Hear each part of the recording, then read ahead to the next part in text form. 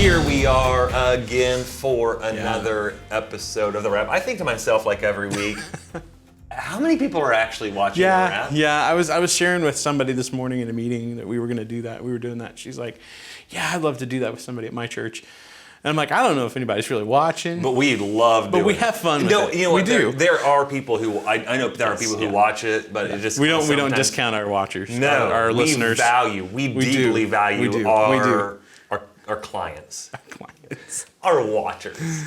We love you guys. Our we rappers. Really do. We'll just call them the rappers. We love our rappers. That's right. And guess what? I just have a really great time doing this regardless. If it's just two of us sitting in a room continuing to process through what's going on. I love it, but I know there are some people who really do enjoy kind of watching it and being a part of things. And I know every time I think that there aren't people watching, like a new person like pops in and be like, oh, I like that. You know, it's like, I've never seen them before, but okay, awesome, good deal. So we're going to go today with episode 72. I'm just kidding. We can't remember what episode. Somebody's like, did I fall I think it's 55. 56. 56. Yeah, somewhere in that range. So I just wanted to worry the people who are rappers and be like, did I fall asleep? Did I miss a lot of stuff or what? Because we just really jumped ahead in time. Yeah. Hey guys, we're ready for our 100th episode. We're really doing some big things. No, 56 I think it is. Give us some credit. Yeah, right? Yeah, just kind of speed things along a little bit. Like when you used to start your checking account with check number 1000 instead of, one. Yeah, exactly. That's a whole other topic for a whole other rap episode. Yeah. The Lost Rap episode. Talking about checking accounts. Why do we start at 1,000? I understand why we do it, but that's all right. Anyways, today we get to talk about a rather interesting story in the book of Second Kings. Second Kings, yeah. We're going to talk about our buddy Elisha. Not to be confused with Elijah. So we're going to try to be very I did it. I did make it through the entire sermon last Sunday without crossing the names. Good for you, because I was in Sunday school. I was in Bible study, and I was trying to give people because what happens with this Bible journey often is that we get going, and we've told people all along now, be prepared. There are going to be some holes here, and you're going to be like, well, how did we go from that to that? Case in point, we jump from Elisha and we go to Jonah, which in our Bibles is it looks like a massive jump. Right. We went from one prophet to another, but we went way ahead in the Bible. Well, really, we don't. And again, I try to encourage people, and it's a good reminder for everybody that's watching. The Bible, our English Bible, is not laid out chronologically as the Hebrew Bible is. And so if you would look at the Hebrew Bible, you would see Jonah in much closer relation and proximity to the story of Elisha. But in our English Bible, it looks like you just skipped like a whole ton of stuff there. Yeah. But really Jonah comes on the heels. But anyways, all of that to say, I was giving people kind of a little bit of fill in the gaps of, remember we've talked about Elijah on Mount Carmel, and now we're talking about Elisha, and I sit there and talked about those guys for probably like 5 minutes. I was like, this is confusing. Yeah, when you're talking about the two of them together. Oh, man. But anyways, here's the deal though with it. These guys could not, in some senses, be more diametrically opposed. I mean, very different guys, Elijah and Elisha. And so I want to kind of hold off a little bit, and because I'm going to interject a little bit what I talked about in Bible study, but I want to kind of hand things, because this is the guy that preached on Sunday. And so I'm sitting in the passenger seat. I'm along for the ride, man. We're going to talk about this really fascinating story of Elisha. And I remember last week you came to me and you're like, dude, this is like a really hard sermon to preach. There are like 7 verses. There were 7 verses, and I kid you not, every time I looked up, I had like 5 commentaries I was looking at.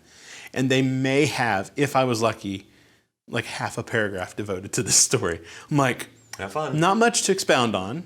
Yes. Right? I mean, like, the oil kept flowing, and that's pretty much... But don't be mistaken. May not there's look so like there's much much to explain, that. but there's so much going on in the story that it's like, it'll make a sermon. Don't worry about it at all. Yeah. So when viewed in relation to the whole Bible and who God is, but viewed in relation to what we've been doing in a lot of our sermons, which like sometimes our sermons are like this upcoming week is Jonah, a whole whole book. Now it's only 48 verses, but it looks a little bit like Still. Overwhelming. Like it really is. Yeah. Like There's a lot of content There's there. a lot of content, a lot going on in 4 chapters, 48 verses that I had to say I'm really only going to deal with the first part of the story and the last part of the story because they're connected, but they really tell a story of what the whole book of Jonah is about. Yeah. Or talk about a story like Elijah on Mount Carmel. That's several verses. That's like a lot of stuff going on. But then you come to Elisha and the widow and the oil, 7 verses. Well, because it's part of a grander flow of it is the miracles that God did through Elisha. Yeah, it's like it sets off about a 2-chapter run of like about 7 or 8 miracles that Elisha does. Which, we could have pulled those into the same category of, the whole gist of the message Sunday was that God cares about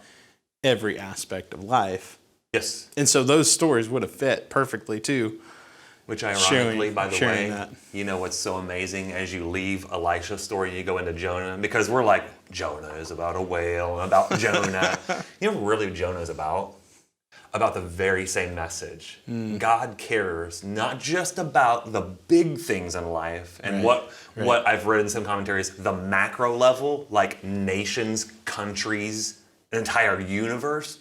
He also cares about the micro, the person, the individual.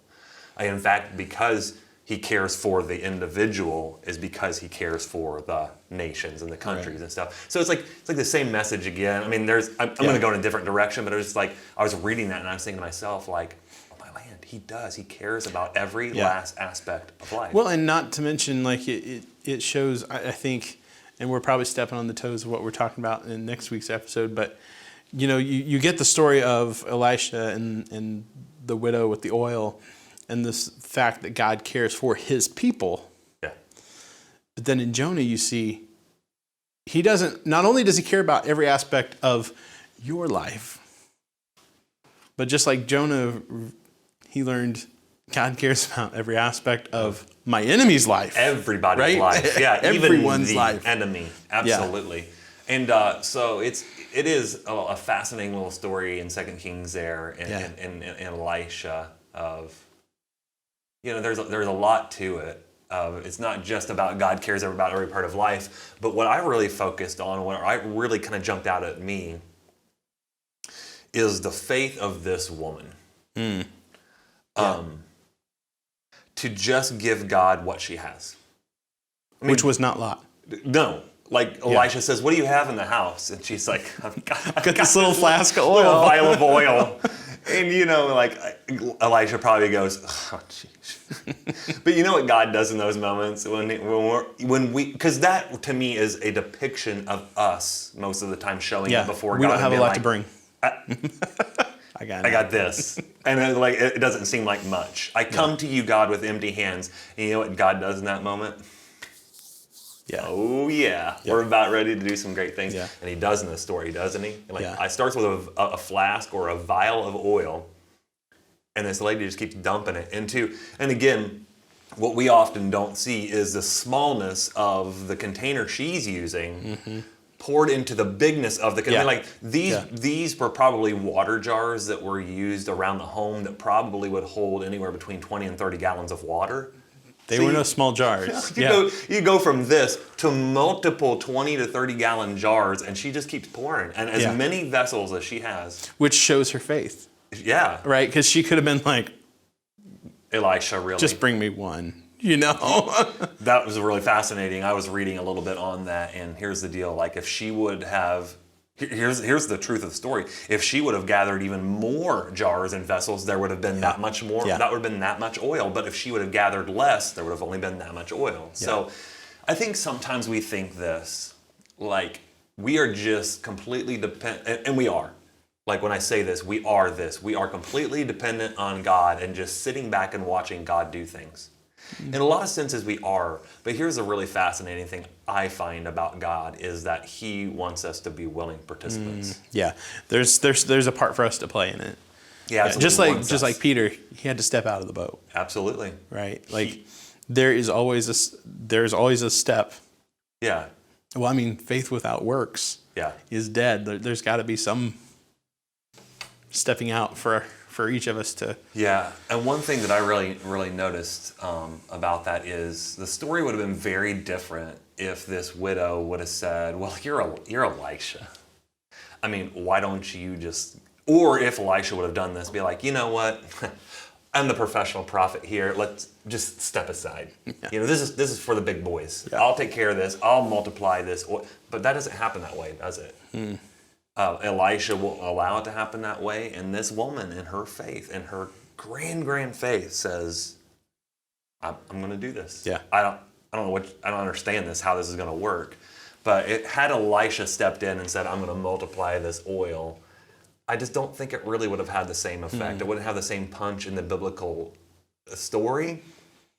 And I think that the lady's faith, as it started right there. If Elisha would have just done all this, it would have stayed right there.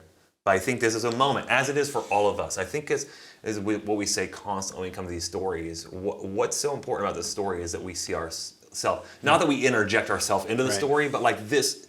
I just had a conversation. It resonates with us. It does. I had a conversation with somebody the other day, and I said, what's so fascinating about reading all of the Bible, not just the New Testament, not just the stories that we really know, but some of the most obscure stories that we read, and we have this aha moment because we say, "Oh, my land, that's my life. I'm that widow. I'm Jonah." Not just in the good points and the good things, but even in the bad. I sometimes especially see myself in that person. Oh, and I did that yesterday. Yeah, exactly. And I think that what happens in the story of this widow and Elisha is, I think all the moments in life where God asks us to do the kookiest, zaniest, wildest thing, and if we step into that in full faith and we are obedient to Him, those are the moments when faith grows. Yeah. I think so often we like I said, we do this with God. We just want you to do it. Or if we don't want God to do it, we'll look at somebody who is the more professional Christian and be like, "I want you to do this for me." And speaking from the perspective of a pastor and a minister, it's so easy for us, isn't it, to jump into that and be like, "Well, let me come and let me rescue and let me do." I've really had to train myself, especially here within the last, I don't know, a couple years, just recently, to say, "You know what? I'm not going to step into that, but I'm going to have this person." This sounds really bad, by the way, but it's the truth. I'm going to have this person struggle through this in faith to grow their faith. There's just some things in life that if you don't go through them and you don't experience it, you'll never have an opportunity to grow in your faith. I just think that's really kind of a hallmark and a highlight of this story is that Elisha so easily could have been like, "Well, I'm Elisha. I can make this happen." He says, "No, you're going to be a participant in this and you're going to see." Yeah, you go. Close the door. Just you and your sons. Yeah. Can you imagine how the faith of that widow and her two sons grew that day? It almost reminds me, and I connect it, and this is a little bit kind of verging into what I talked about in the Bible study on Sunday. I see so many connections in Elisha's story to the New Testament. Mm-hmm. In this particular instance, in this story right here, I see so much connection to John chapter 2 and the wedding at Cana. Could you imagine how the faith of the people who experienced that miracle of the water being turned into wine, how their faith grew? Yeah, just seeing that happen. Forever changed. Yeah. Like, I don't understand what just happened. Well, because it's not, this is sleight of hand, like, I'm the one doing this, and it's like... Yeah. Again, they were the ones pouring the water. They had to pour the water into the jars, and then Jesus turns it into wine. But they had to be the willing participants in it to make this thing happen. I think it's such a big key. Are there times where Jesus just miraculously and on his own moves and works and makes things happen? Absolutely. Yeah.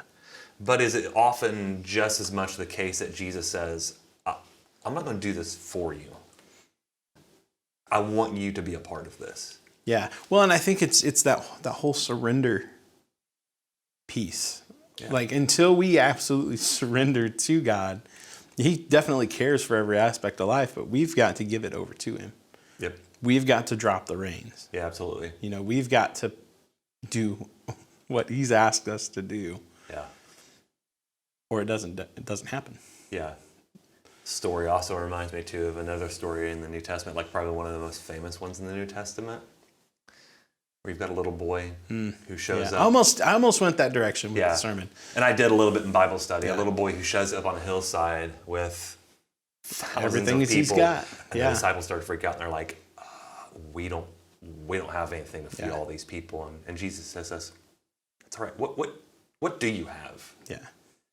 And one of the disciples pipes up and says, "Well, got this boy over here. He's carrying his little sack lunch of sardines and saltine crackers." Yeah. Jesus says, "That's good. We can deal with that." Yeah. And I think the cool thing about this is in both of those stories, and I think I kind of made mention of this Sunday, but in both, in that story with the widow, her debt really was not a part of the big picture, yet God cared about it.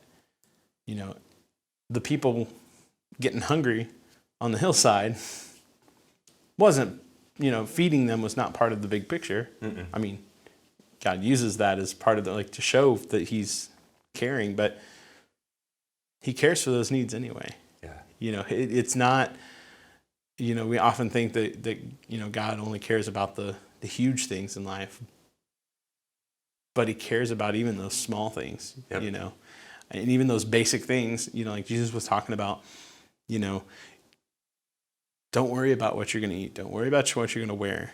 God takes care of all these other, animals and grass, and aren't you worth more, Yeah. And that he's going to provide. Yeah. But like you said, we've got to take a back seat and let him. Yeah, got to lay it at his feet and put it there for him to do with. It was really, again, connecting the Elisha story to the feeding of the 5,000 was particularly interesting to me. At the very end of the Elisha story, it says that the woman comes to Elisha. It's like, "That's great. We've got all this oil. Now what do I do with this?" Yeah. It says Elisha tells her, "Go and sell some of the oil to pay off all of your debt." And then what's the second part of that? Live on the rest. Live on the rest. There's an abundance. Yeah. What happens in the story of the feeding of the 5,000? They've got 12 baskets. 12 baskets of leftovers Yeah. after feeding tens of thousands of people. Yeah. We started with 5 loaves, 2 fish. We get to the end of it and we have 12 baskets of leftovers. Yeah. I just think there's something in that too, is like if we would just get it into our little pea brains. Yeah. Even when we come to God and we say, "This is all I've got," empty hands. God says, "My grace is sufficient to take that and to multiply it into an abundance." Now, this is not to say that like when we bring things to God, it's like, "I'm going to give you so much more because you gave that to me." Hear us now. This is not the This prosperity is not health, gospel. wealth, prosperity. God will bless you. No, that's not what this is. He always promises to be abundantly more than we ask for. Yes, but that does not mean. But He will always give us what we need. But when we think, well, he's going to bless us abundantly. When you read that verse of, the thief comes to steal, kill, and destroy. I've come that you may have life and have it more abundantly. He doesn't mean monetarily. No. Now, I'm not going to say he doesn't bless us monetarily. He could, yeah. But life's a lot more than just money. Again, that's not the big picture. Right? This idea of abundant life, I mean, just saving us is abundant, right? Yeah. Just the act of not going to hell is more abundant than we deserve. Yeah. Right? But he's promised to give us everything we need and like I call it God's show off moment. Yeah. Because like God promises this, and this is the one thing that not the one thing, but like this is what we really need to focus on, what he promises when it comes to our needs, our material things and things. God promises, "I will give you exactly what you need." Now, that doesn't always mean that we get what we want. Or we think we need. God's like, no. I'm the one deciding here what you need. I will give that to you. Yeah. But I always feel like there are so many moments in life God says, "Okay, we've got that taken care of. Now I'm just going to show off. Yeah. I'm just going to give something extra there. 12 baskets of leftovers. More oil than you know what to do with. Yeah. Talking about that perceived need, the things we think we need. I can remember as a kid thinking I needed something really bad. And I'm like, my parents are like, "You don't really need that." Yeah. God says the same And in thing. retrospect, I'm like, yeah, that would have been bad to have. Absolutely. Right? Like, Absolutely. so just because we don't think we have everything we need Yeah. doesn't necessarily mean we don't. Yeah, absolutely. And so I see in this story, and kind of what I talked about in Bible study was, I'm just going to, real short thing here, trying to connect Old Testament, New Testament. Elijah, I see very much as, who is he in the New Testament? John the Baptist. Yeah. That He's preparing just the way. wild, like, I'm gonna kids, stay away from that guy, all right? Blaze this path. Look out. Like, there was no holding back for either Elijah or John the Baptist. They said what was in their mind, and that they penetrated people's hearts with it like that. Elisha is very different in some ways. Still a prophet, still speaking the word of God, still speaking truth, but he has a compassion about him that is very noticeable. Like I said, this here in 2 Kings 4 sets off a series of miracles of compassion to meet people where they are in their need, Right. and to help in that situation.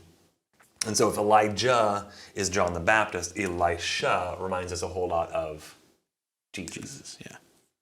Jesus is that one who not only came in word, but also came in deed. He had a compassion about him that just oozed out of him toward his people. Elisha is very much the same way, but we understand this all along the way. Like, Jesus is the greater Elisha. Yeah. In so many ways that, again, and I think just kind of wrapping things up here is what you Levi said, not only just in here but on Sunday. The big idea was that God truly does care about every single part of your life. And I told people on Sunday in Bible study, I sometimes have to smack myself in the mouth, because there are sometimes I'm like, hey Goober, God doesn't care about that. Actually, God does. Yeah, he does. Yeah.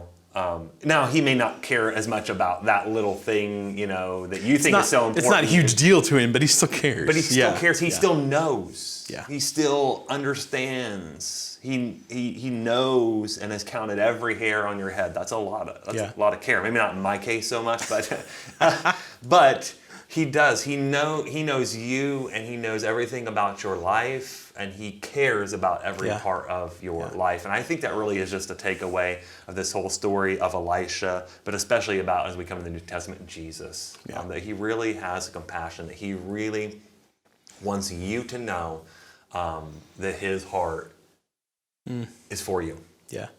And that he will meet you in those moments, and he will not only supply you, but he will supply you with exactly what you need. And again, sometimes, and most of the time, I think he just says, I'll give you a little extra too, just to really show you that I know what I'm doing. So I think it's a great thing to step away from this episode with, is that understanding that wherever you are in your life, whatever you're going through, whatever you're struggling with in life, and you may be thinking to yourself, nobody gives a care about what I'm going through. It may be true as far as this earth is concerned, but you have one person in your life who will always deeply care for every aspect of your life, and that's God himself. And so what a great takeaway. And we don't do that to be like, oh, well, God just loves me so much. Well, he does love you so much. But guess what? You take that for your life, of God caring about that part of your life and every part of your life, and multiply it across not just present time and billions of people, but consider the past. Consider the future of all the souls that God has cared about and loved, because they are made in his image. Yeah. He cares about your life. And so take that home, take it to the bank, and until we see you guys next time, let that just dwell and drill itself into your hearts. We'll see you guys next time. See you guys.